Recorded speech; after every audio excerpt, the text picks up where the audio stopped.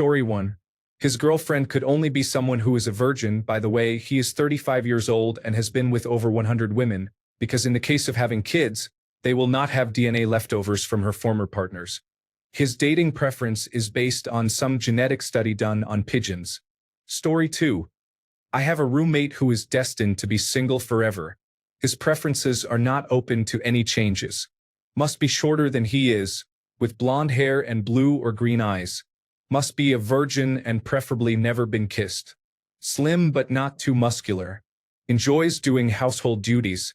Full-time employment with benefits and retirement savings. No drinking alcohol, caffeine, or sugary sodas. Must have a sense of humor and laugh at his jokes. Must want 3 children. Must be financially set and planning for the future. He is a 46-year-old, suspected virgin, 5 feet 6 inches tall, balding, pudgy, evening desk clerk at a 2-star hotel. Smokes large amounts of weed and drinks a 12-pack of light beer daily. Has no hobbies except getting drunk and staring at things. Literally dresses and looks like a person you would not introduce your kids to, and you would never leave them with him. It's sad that he doesn't see how sad he is and thinks it's normal. Story 3. A buddy of mine said he only wanted to date Korean girls. One of our mutual friends at college tried to set him up with her roommate, who was an exchange student from Korea. The next day she asked him if they were going to see each other again, and he said no, she didn't fit his standards. Turns out the only Korean women he wanted were Korean pop idols. Story 4. A woman I knew mentioned she was looking for a man who made at least $500,000 per year and was also an artist type and not a workaholic. I was like, I think those items are in conflict, sweet thing. Story 5. My friend claims to only want to date Japanese girls, despite not living in Japan or any community with a Japanese population. Furthermore, he has never even met a Japanese girl. His opinion is based solely on watching anime. Story 6. The girl I knew only dated guys with trucks due to their masculinity. She said she couldn't take a guy who drove what she considered a woman's car seriously to do a man's role in her life. The guy she ended up with was shorter than average, small and scrawny, worked an office job, and was pretty much the opposite of the big, burly, masculine type, but he drove a truck. I found that very odd. I flip cars, so what I drive can change on a daily basis. I can't imagine that being a deal breaker for someone. Story 7. A kid I worked with said that he wanted to date someone who was physically fit, worked out at the same gym, had a certain hairstyle, drove, lived by herself, and there was a whole host of other preferences. We did the math, and there were roughly 5 people in town who met that list. Story 8. Not the most ridiculous, but I got a good laugh when my friend said he wanted to set his dating profile to exclude girls with small dogs that can't breathe well. Story 9. An ex-friend of mine had the most ridiculous requirements. He could probably live 100 lifetimes without losing his virginity. I have to describe him a bit to paint a picture before going into his list. The guy was born very prematurely and had some physical deformities as a result. Hunched back, uneven length legs, slightly peanut-shaped head, and freakishly large hands at the end of scrawny arms. He was a bit over 5 feet tall, with one of the least symmetrical faces I've encountered and slightly bulged eyes behind thick glasses. He was the youngest of, 5 or 6 kids and must have been babied. When I first met him, he was in his early 20s, living with his sister and her husband, and she still did his laundry and cooked his meals. He didn't get his driver's license until he was around 25.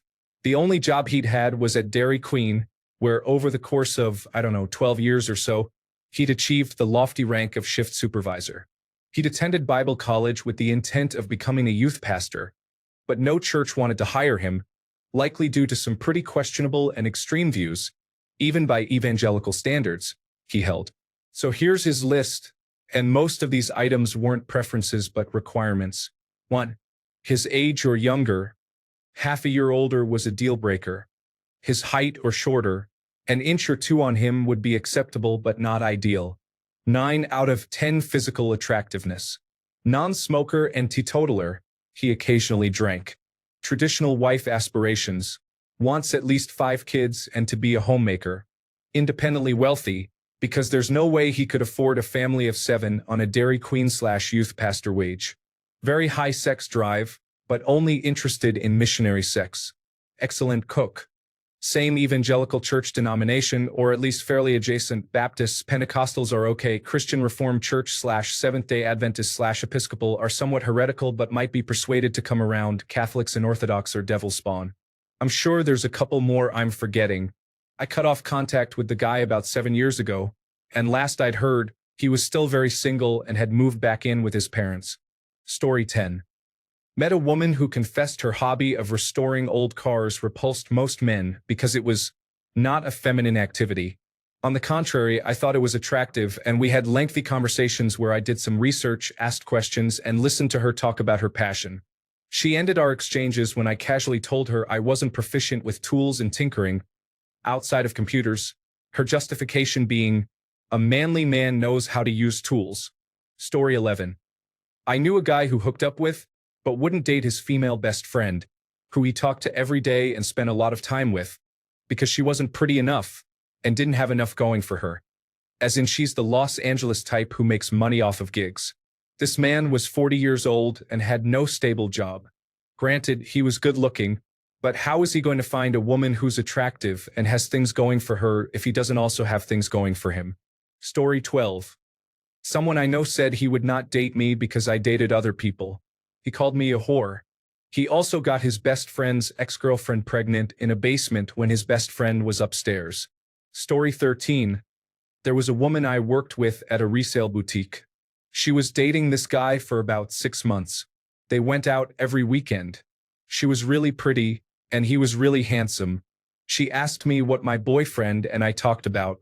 She explained that her boyfriend would take her to bars or restaurants, or they would hang out and watch movies, but they never really talked. She didn't know what couples were supposed to talk about. She mostly just dated him because he was good looking, and she liked how he dressed. Story 14. This is a friend of mine's preference, and I'll say it in her own words. A tall Asian guy who has a black guy's physique and is also great at dancing reggaeton and bachata. Story 15. All these traditional conservative men want a woman to be virginal and demure, saving herself for marriage. However, as soon as you start dating them, they immediately want the woman to start being intimate. Story 16.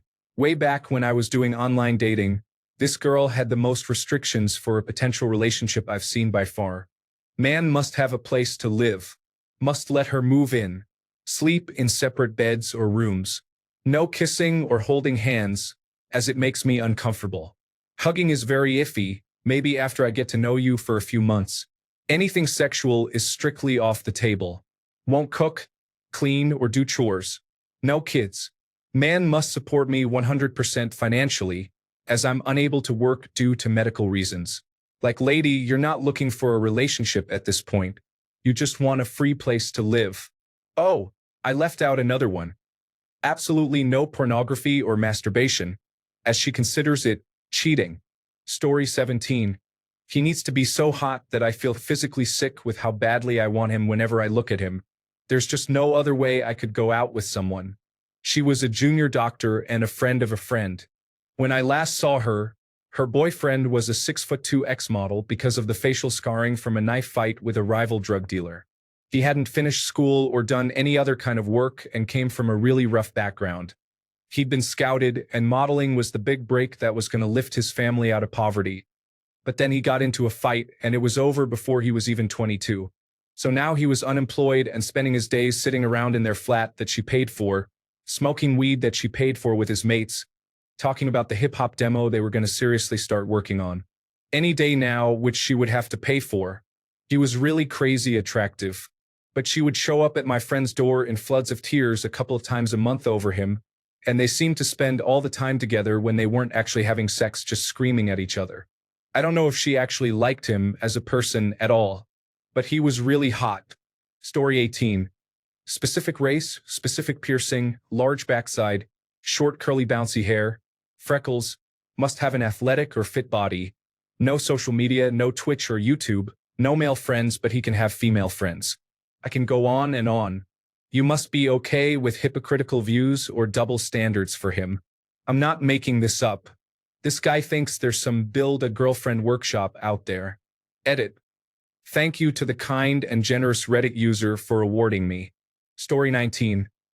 I've literally heard a woman say to me that her ex-boyfriend was too nice for her and I would be too nice for her, and that she would need a person to keep her in line. She would never date anyone who she would be friends with. She later came out as a lesbian and has only been with women for the past 11 years.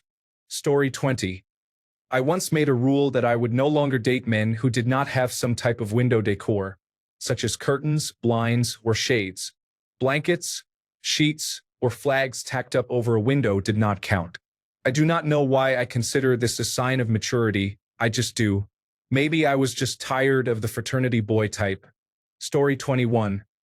I knew this Bangladeshi guy who was always complaining about white women being racist and not wanting to date non-white guys. He said this despite no apparent difficulty in getting into relationships with them. At one point, he told me he thought white people were the only race he found attractive. So essentially, his criticism was that they had the same preference as him. Story 22. My wife's best friend doesn't last long in relationships because she's waiting for the perfect man to come along. Perfect features, makes good money, treats her like a queen. No flaws whatsoever. She's living in a fairy tale. Story 23. Those people of either sex who bring absolutely nothing to the table in terms of looks, personality, finances, grooming, or hygiene, but then insist they are entitled to only the top 0.001% of partners. Story 24. Matched with someone on Bumble. She asked my Myers-Briggs personality type. I told her it was ENTP and asked hers. She unmatched. Honestly, not even mad. Gotta respect the hustle. Story 25. I don't think it's actually that abnormal, but I had a friend in the Air Force whose only qualification in a partner was how gigantic her breasts were. Not just big, but absolutely colossal. He would have dated Kathy Bates from Misery if her breasts were F-cups. Story 26.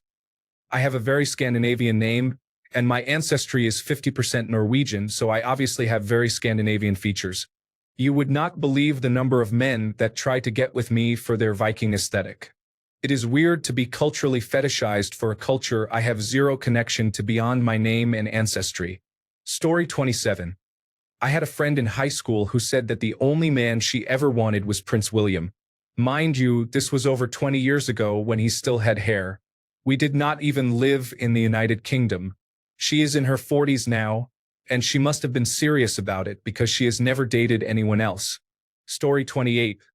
My boyfriend was friends with a buddy who couldn't be with a woman who had had sex with a black person in the past. He said they were tainted. Story 29. There was a friend in school who claimed he wanted to date someone who doesn't get mad when he went out without her, but would not go out without him because he would not like it. He never had a relationship that lasted more than a month and is currently single for a few years. Story 30.